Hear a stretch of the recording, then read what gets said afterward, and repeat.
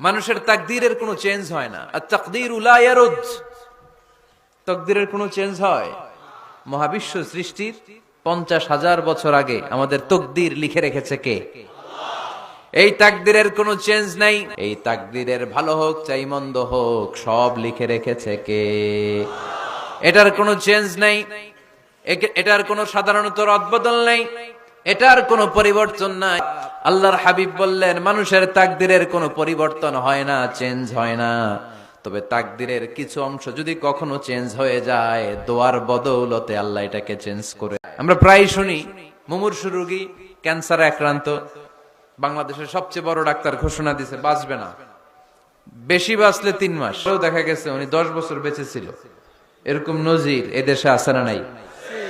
কিভাবে বাঁচলো? দোয়ার বদৌলতে। এটা অনেক পাওয়ারফুল। দোয়ার মতো দোয়া করতে জানলে দোয়াটাও লক্ষ্যবস্তু